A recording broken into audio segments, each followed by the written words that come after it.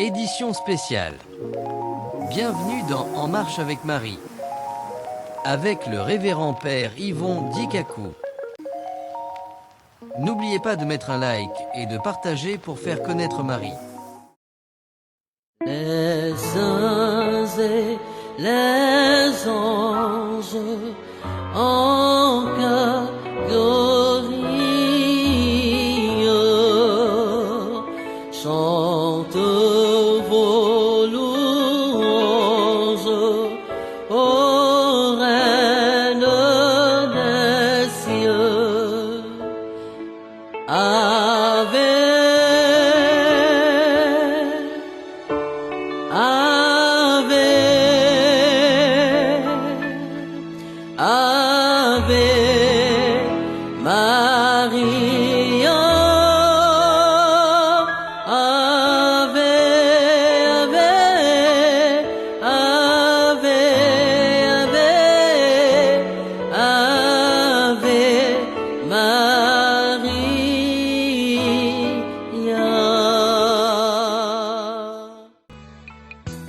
Bonjour Père Yvon et bonne fête de l'Ascension. Est-ce que tu pourrais nous expliquer qui est Marie pour l'Église et pour le monde? Bonjour chers frères et sœurs, je suis le Père Yvon Dikaku et je suis du diocèse d'Abengourou, prêtre catholique évidemment. Alors, aujourd'hui je suis avec vous pour ce temps d'échange. La très sainte Vierge Marie, elle est importante pour nous, pour tous les hommes en général, pour tous les hommes en général, pour les chrétiens catholiques en particulier. Tous les hommes en général, pourquoi? Parce que Jésus est venu pour sauver tous les hommes. Et la très sainte Vierge Marie, elle aussi, elle a été associée à ce ministère de salut. Elle a été voulue comme faisant partie intégrante du salut que Jésus vient donner. Oui, Jésus est effectivement celui qui se sacrifie à la croix. Il n'y a pas de discussion là-dessus. Jésus, oui, il est le seul médiateur entre Dieu et les hommes. Il n'y a pas de discussion là-dessus. Mais pour avoir Jésus et pour arriver à Jésus, Dieu a voulu que les hommes puissent participer à leur propre salut. Et pour cela, il n'a pas voulu que le Seigneur vienne d'une façon, j'ai envie de dire, extraordinaire, exceptionnelle, d'une façon que les hommes ne puissent pas vraiment comprendre et se reconnaître là-dedans. Alors, ce qui va se passer, c'est ceci. C'est que Dieu va vouloir que notre Seigneur Jésus-Christ vienne à la manière des hommes, qu'il vienne en tant qu'homme, vrai Dieu et vrai homme. Et pour cela, il a voulu une femme qu'il s'est choisie lui-même, en la personne de la très sainte Vierge Marie. Il n'y a pas de discussion là-dessus. Dieu l'a voulu ainsi, Dieu l'a choisi. Deux textes bibliques pour nous aider dans ce sens-là. La lettre de Saint Paul l'apôtre aux Galates, au chapitre 4, précisément le verset 4. Mais pour comprendre un peu, on peut commencer au verset 1 pour descendre. Mais le verset 4 est précis là-dessus. Quand le temps fut accompli, lorsque Dieu a vu que le moment est arrivé et qu'il devait sauver les hommes, quand le temps fut accompli, Dieu a voulu, pour sauver les hommes, s'associer une femme. Dieu a voulu, pour sauver les hommes, s'associer une femme. Et cette femme, c'est la très sainte Vierge Marie. Alors, j'ai envie de dire, faisons un peu chemin en arrière. Et quand je dis chemin en arrière, je ne suis pas en train de parler dans la chronologie de l'écriture des tests bibliques. Non, je suis en train de parler de l'organisation de la Bible selon l'Église. Donc, on va revenir maintenant au test de Saint Luc, l'évangile de Saint Luc, au chapitre 1. Vous connaissez bien ce test lorsque l'ange vient voir la Vierge Marie. Il lui dit, « Je te salue, comblée de grâce. Le Seigneur est avec toi. C'est toi que le Seigneur a choisi. Le Seigneur est avec toi. » Alors, est-ce qu'il y a à discuter? Non, il n'y a pas à discuter. Alors, elle est importante pour nous parce que Dieu a voulu qu'elle fasse partie du projet du salut. Mais comment?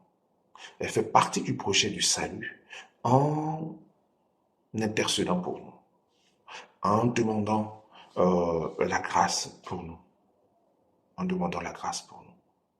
Et ça, elle ne le demande pas directement à Dieu le Père.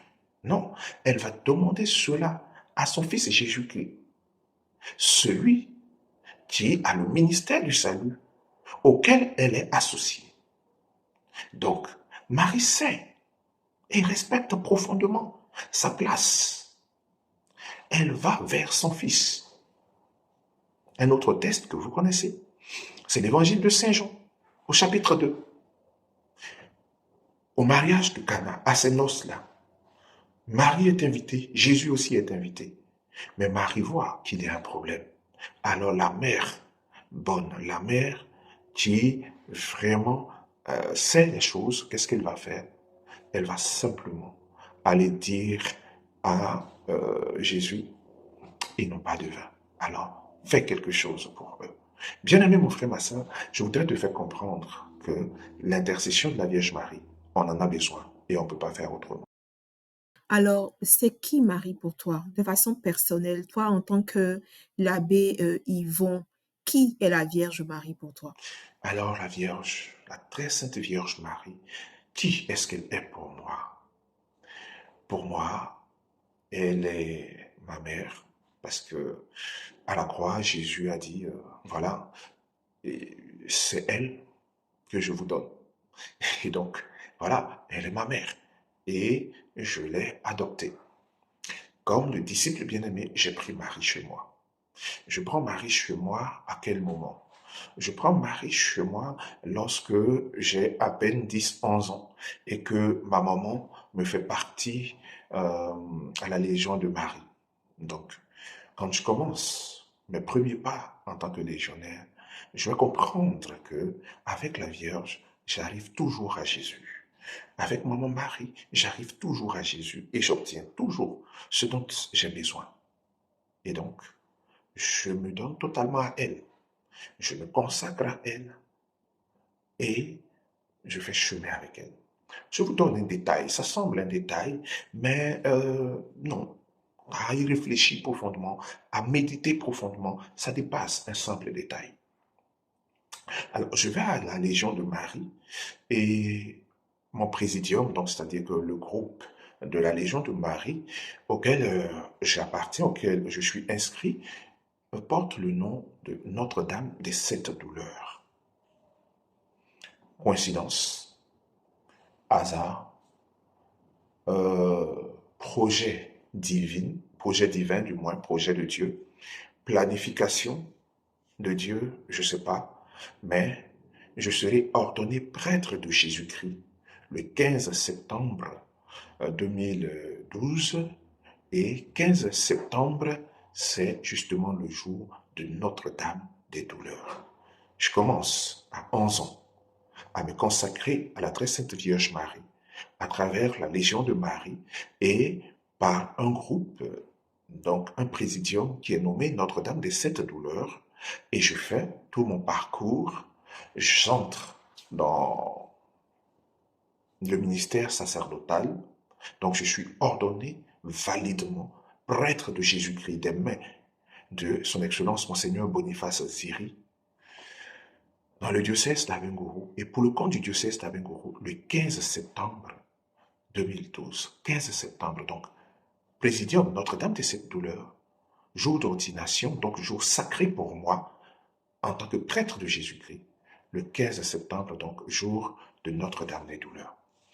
Appelez ça coïncidence, appelez ça hasard, appelez ça ce que vous voulez, moi j'appelle ça signe de Dieu.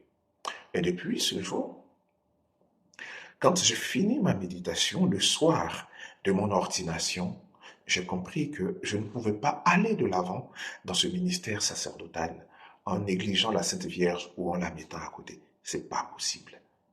Et je peux vous assurer que depuis lors, elle a fait beaucoup de choses pour moi. La Sainte Vierge, qui elle est pour moi, elle est ma mère. Elle est celle qui intercède pour moi. Elle est celle qui me conduit à Jésus-Christ. Elle est celle-là qui, de son cœur immaculé, m'introduit dans le cœur sacré de Jésus. Elle est celle qui protège mon sacerdoce. Elle est celle qui me conduit dans la vérité. Elle est mon modèle. Voici celle-là que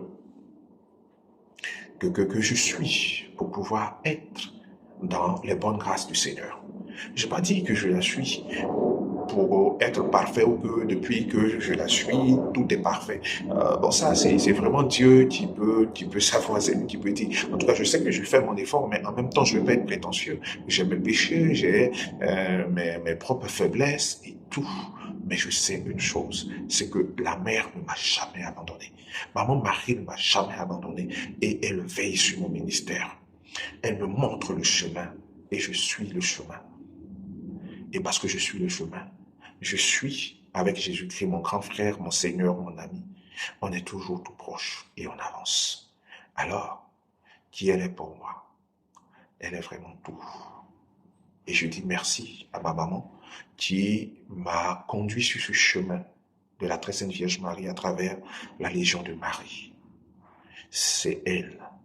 Et elle m'a consacré elle-même à la très sainte Vierge. Donc, pour moi, il n'y a rien à dire. Maman Marie, oui. Avec Saint Joseph, oui. Avec tous les saints, oui. Mais maman d'abord. Parce que moi, j'aime être un bébé gâté. Donc, maman avec moi, tout va bien. Tout va pour le mieux. Waouh, merci encore l'abbé. Alors, est-ce que tu as des témoignages pour nous, pour édifier notre foi? Un témoignage, bien aimé, mon frère, ma soeur. Je n'étais pas encore prêtre. Bon, dans ma vie, dans mon ministère presbytéral, ça, on n'en parle pas.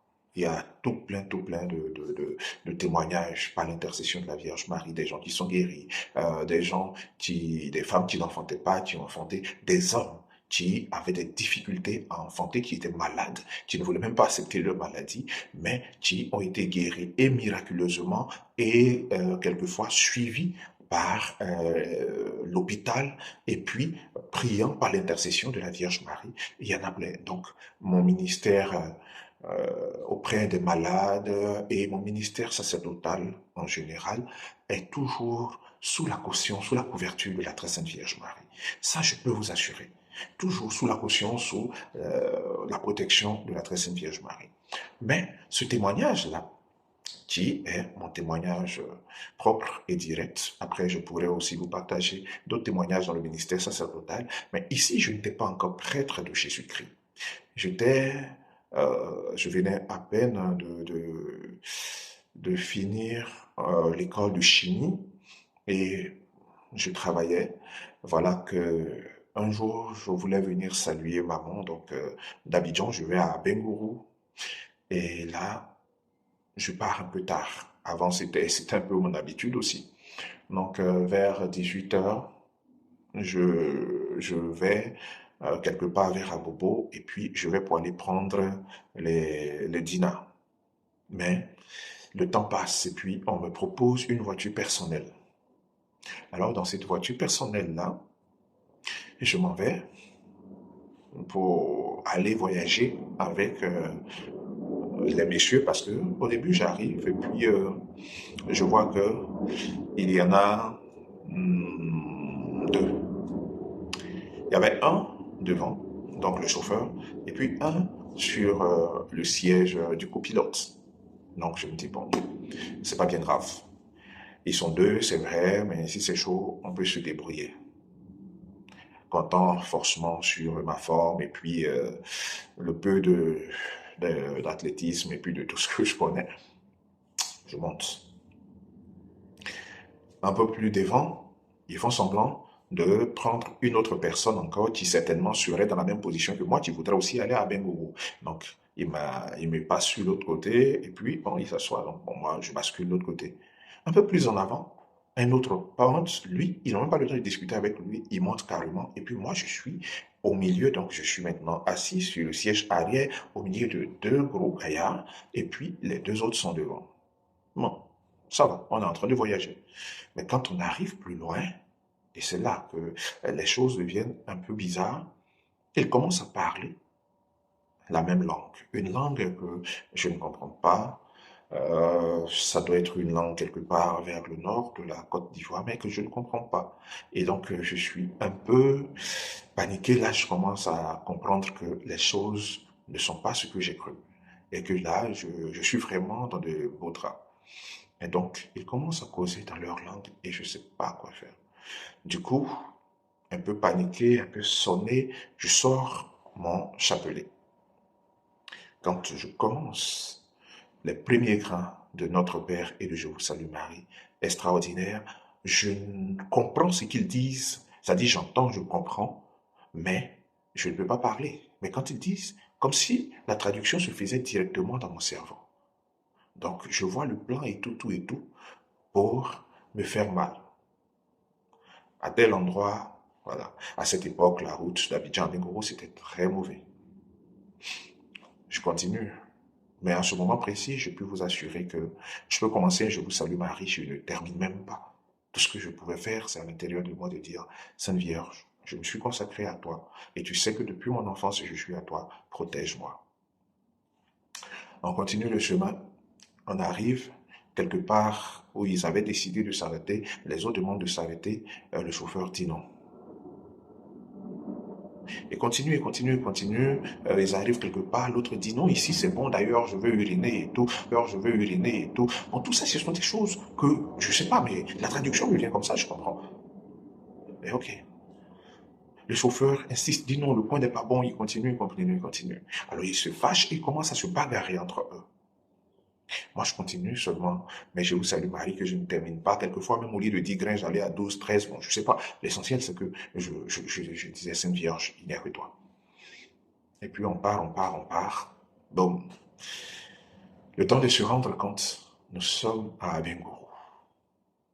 En montant, ils m'avaient demandé à Abengourou où je descends. Moi, je leur avais dit beaucoup plus loin parce que paresseux que je suis, je voulais me descendre à côté du quartier, de mon quartier. Comme ça, je descends mon sac, petit sac comme d'habitude, je marche. Puis bon, je suis arrivé.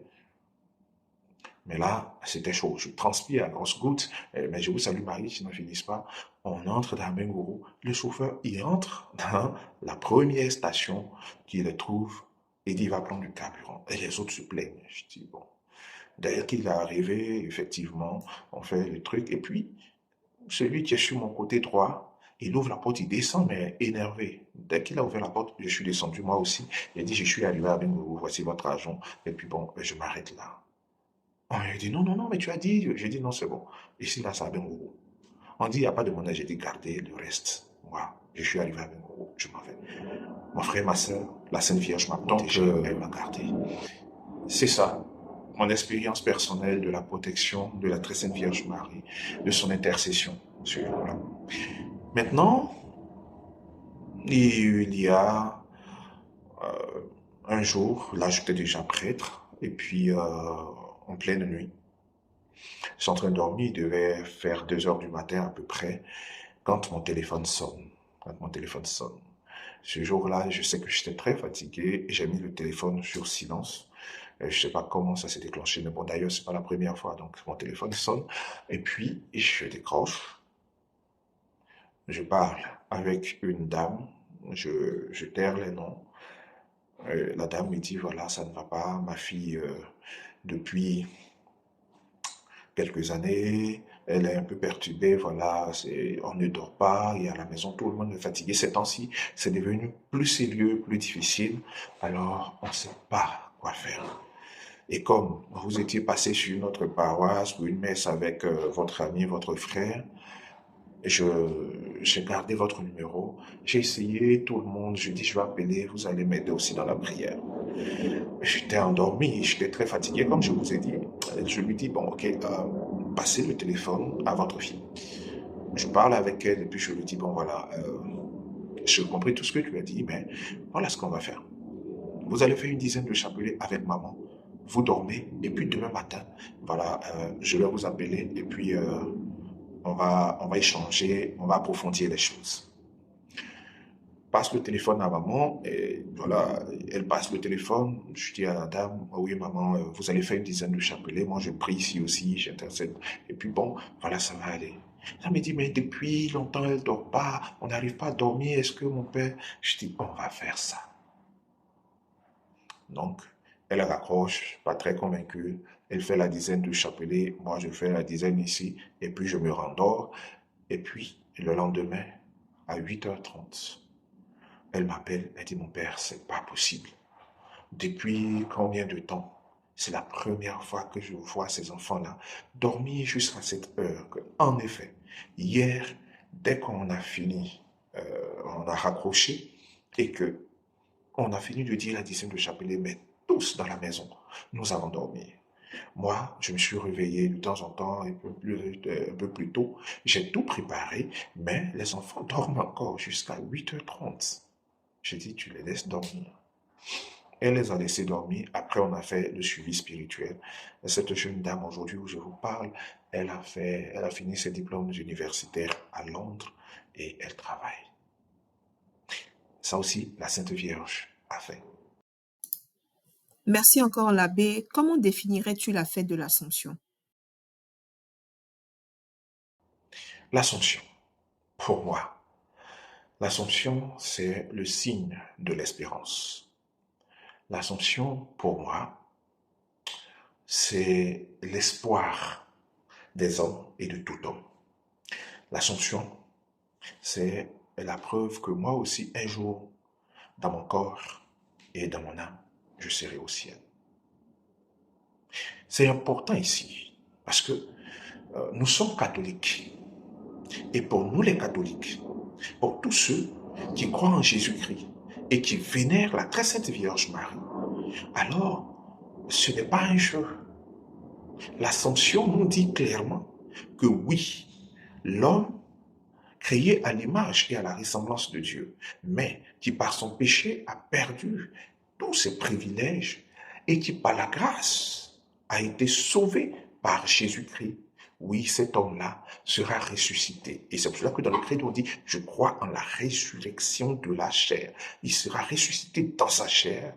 Et lui, avec sa chair, avec son corps, avec son âme, oui, il sera au ciel. Il va vivre le ciel.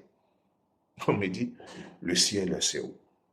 Je sais que ce n'est pas un lieu où c'est des choses, mais je sais aussi que c'est une vie. Qu'on a un état de vie avec Dieu. Le reste, je ne peux pas vous en dire plus. C'est ce que l'Église enseigne et c'est ce qu'on remarque.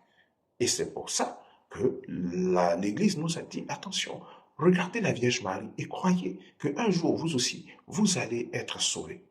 Parce qu'elle a fait ce qui plaisait à Dieu. Quand elle a fini son pèlerinage sur la terre, avis à ceux qui ont peur de mourir, un jour nous mourrons, nous finirons notre pèlerinage sur la terre. Et quand elle a fini son pèlerinage sur la terre, alors qu'elle dormait dans son sommeil, le temps est venu et elle est morte et elle a été élevée au ciel dans son corps et dans son âme. Elle n'a pas connu la corruption du tombeau. Non, parce qu'elle était toute pure. Elle n'a pas connu la corruption du tombeau. Elle était parfaite. Elle n'a pas connu la corruption du tombeau.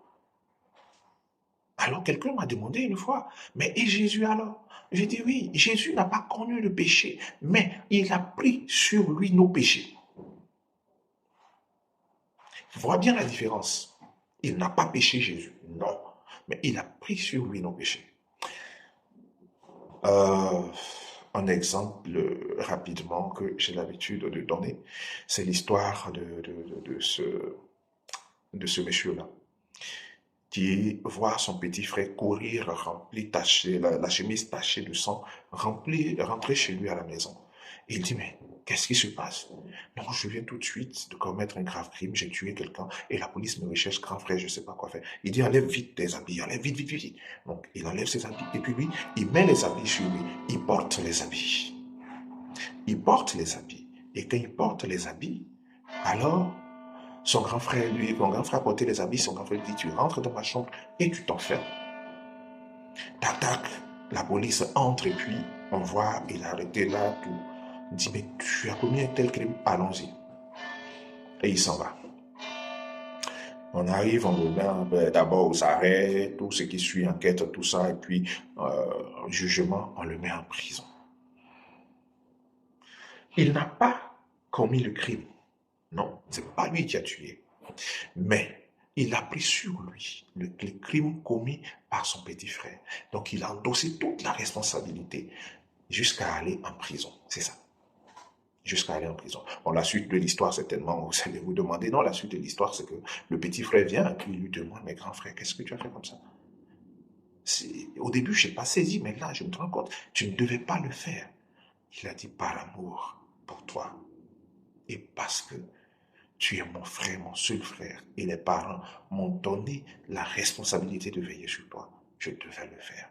Aujourd'hui, je te donne la responsabilité de veiller sur ceux qui sont de l'autre côté là-bas, ceux qui sont avec toi au dehors.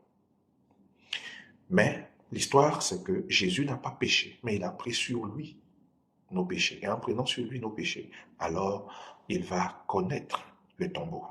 Mais il ne connaît pas la corruption. Parce que ce n'est pas lui qui a péché. Alors le troisième jour, il est ressuscité dans sa pureté. Il fallait qu'il passe là-bas pour aller déposer toutes nos saletés là-bas laissées. Et puis quand il revient avec une grâce nouvelle pour nous. Donc désormais, nous qui avons adhéré à Jésus-Christ, peu importe la situation, nous avons cette chance d'être sauvés. Bien-aimé mon frère, bien-aimé ma sœur, l'Assomption nous dit que la Vierge est montée au ciel avec son corps et son âme et a été couronnée. Nous aussi, nous allons avoir cette grâce-là d'être couronnés. Avec nos péchés, c'est vrai, nos péchés sont là, mais le Seigneur Jésus-Christ va faire quoi? Il a déjà payé le prix. Et si nous nous laissons conduire par la Vierge Marie, et si l'Assomption nous donne espoir, alors cet espoir va nous faire attention à ne pas pécher. Et de plus en plus, en faisant attention, nous allons diminuer nos péchés. Nous allons entrer dans la miséricorde donnée par le Seigneur. Et puis, nous serons suffisamment purs pour qu'au moment donné, nous puissions aller au ciel. Au terme de ce parcours, je voudrais rendre grâce à Dieu avec chacun d'entre vous, pour vous et pour moi, pour le don de la Vierge Marie, parce que Dieu nous a donné la Vierge Marie. Alors, que Dieu soit toujours béni, honoré, adoré, glorifié pour le don de la Vierge Marie. Et comme c'est toujours pareil, que nous pouvons être sûrs d'atteindre Jésus, nous voulons passer une fois encore par elle pour atteindre Jésus et lui demander cette grâce-là. Alors priez avec moi. Au nom du Père et du Fils et du Saint-Esprit. Je vous salue Marie, pleine de grâce, le Seigneur est avec vous. Vous êtes bénie entre toutes les femmes, et Jésus, le fruit de vos entrailles, est béni. Sainte Marie, Mère de Dieu, priez pour nous, pauvres pécheurs, maintenant et à l'heure de notre mort. Amen.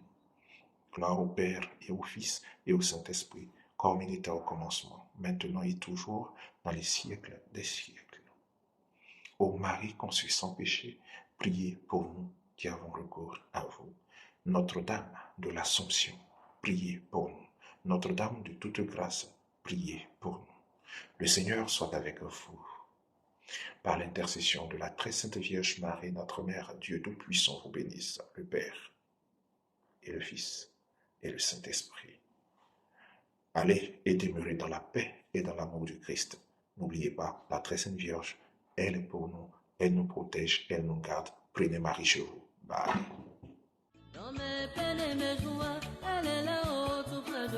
Un grand merci, un très grand merci à l'abbé Yvon Dikakou pour cet enseignement riche et tous ces témoignages qui, j'en suis convaincue, auront édifié la foi de plus d'un. C'est un plaisir pour nous d'être en votre compagnie pour cette émission spéciale Assomption 2025. Shalom, joie de Marie, et n'oubliez pas de liker, de partager pour nous permettre de faire connaître la Vierge Marie. Shalom et à bientôt.